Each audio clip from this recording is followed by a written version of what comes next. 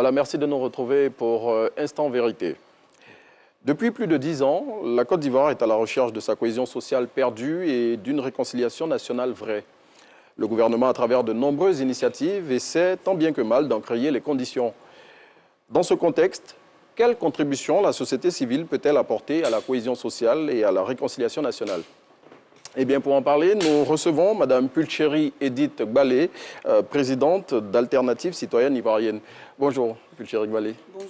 Merci d'avoir répondu à notre invitation. Dites-nous, la société civile a-t-elle véritablement un rôle à jouer au rétablissement de la cohésion sociale et de la réconciliation nationale ?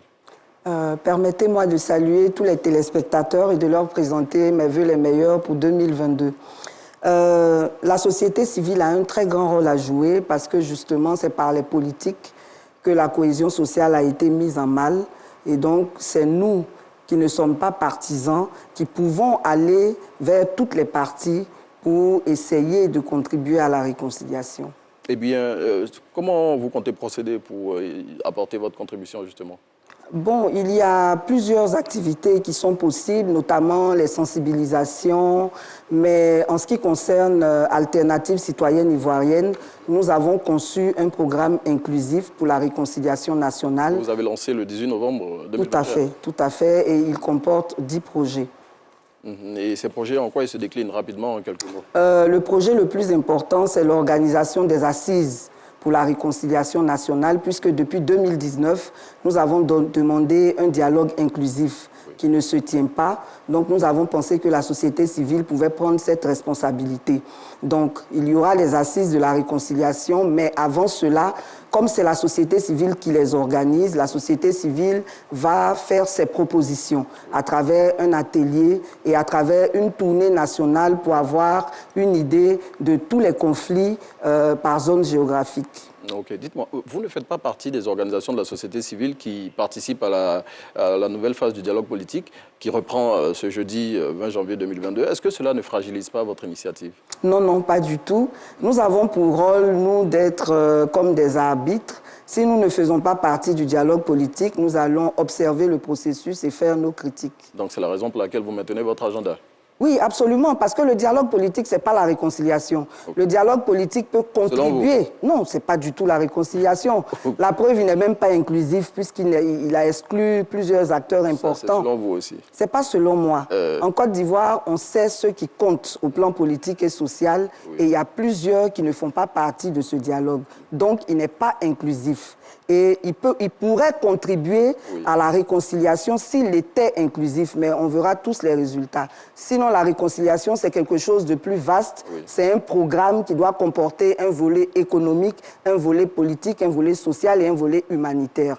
C'est tout un programme. Le dialogue politique n'est qu'une petite activité qui pourrait y contribuer. Ben, en tout cas, maintenant votre activité, j'imagine que ces résultats vont permettre, même si vous n'êtes pas associé au dialogue politique, de trouver d'autres pistes de solutions pour la réconciliation nationale. Dites-nous, les 12 organisations de la société civile qui participent à ce dialogue politique ont dit récemment qu'elles allaient mener une vaste campagne de promotion de la paix et de la cohésion sociale sur toute l'étendue du territoire national. C'est ce que vous projetez de faire aussi. Oui, bien sûr. Pourquoi vous ne fédérez pas vos activités pour qu'elles aient un plus grand impact auprès des populations ? Bon, le plus important, c'est que toutes ces activités aient des résultats positifs. Voilà, sinon... Est-ce que ça ne fait pas un peu désordre que vous alliez en rang dispersé? Non, pas du tout. Chaque organisation a le droit d'avoir son programme. On ne s'est pas concerté, mais on espère que tout va bien se passer. Je veux dire, vous êtes dans plusieurs fédérations, vous faites partie, votre structure de la Notre structure est déjà une plateforme. Voilà, donc, et puis les autres qui participent au dialogue politique sont de la coalition de la société civile, j'imagine. Non, non, non, c'est plusieurs organisations différentes. Oui, oui. Il y a des plateformes comme des organisations indépendante. Bon, en tout cas, je dis selon l'entendement général, ça fait un peu désordre quand même que des organisations de la société civile qui œuvrent dans le même sens n'accordent pas leur violon pour faire quelque chose. Bon, peut-être qu'on y arrivera un jour, mais le plus important, c'est que toutes les activités soient efficaces. J'imagine, c'est ça le plus important. Et les organisations de la société civile sont souvent présentées comme des caisses de résonance des partis politiques. C'est quoi votre regard sur cet avis-là des populations? Bon, moi, je pense que ce sont des préjugés. Il est possible. Mais très souvent, vous êtes avec les acteurs politiques sur le même front. Hein. Oui, absolument. Quand il y a des combats, qui nous intéresse tous, on se retrouve. Mais nous travaillons de façon indépendante. Maintenant, que des organisations soient inféodées à des partis politiques, c'est possible, mais pour ce qui nous concerne, nous travaillons en toute indépendance. Bien, on espère que cette indépendance-là va permettre, en tout cas dans le cadre des activités que vous organisez. Et puis pour rappel, je dis au lancement de votre activité le 18 novembre 2021, vous avez eu des représentants de tous les partis politiques. Oui, oui. Je veux dire, normalement, ça devrait augurer de quelque chose d'intéressant pour Absolument. à la cohésion. En fait, comme pour les assises, on prévoit réunir tout le monde. Le lancement était un test pour prouver que la société civile peut rassembler tout le monde. Parce que tous ceux qui sont venus, ce sont des personnes qui, en d'autres circonstances, n'acceptent pas de se mettre ensemble. Okay. Donc, si la société civile, à cette occasion, a réussi à réunir tout ce monde-là, ça prouve qu'on peut organiser, nous, le dialogue inclusif. En parlant de ce monde-là, il y avait Mme Simone Gbagbo, on avait Afin Guessan. Oui, les trois grands étaient représentés. Il y avait le RHDP. Oui, oui, le RHDP, tout le monde était représenté. Il n'y a eu aucun absent. Ok. Bien, dites-moi, vous avez passé 8 mois en prison pour des faits liés à votre engagement au sein de la société civile. Malgré cela, vous continuez de militer pour les idéaux que vous défendez.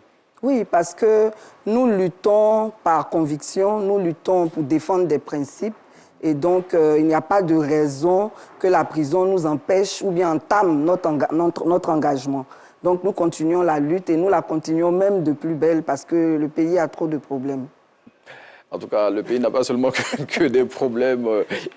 On a aussi des initiatives comme celles que vous êtes en train de vouloir porter, dont l'objectif, justement, est de contribuer au retour de la cohésion sociale et à la réconciliation nationale. Et je veux dire, comment vous comptez vous y prendre sur le terrain? Sur le terrain, nous contactons les autorités préfectorales pour organiser des rencontres avec des groupes spécifiques, tant les villages que les groupes sociaux, comme les jeunes, les femmes, les religieux, en tout cas toutes les composantes de la société, de même que les communautés étrangères qui vivent dans ces régions, pour les sensibiliser sur la réconciliation, mais surtout identifier toutes les sources de conflits qui prévalent dans chaque zone. Et cela va nous permettre de faire des propositions qui vont au-delà des problèmes politiques. Parce que la réconciliation, ce n'est pas seulement de régler toutes les questions politiques, toutes les questions liées aux élections, mais c'est aussi de trouver des solutions définitives à toutes les sources de conflits qui prévalent dans le pays.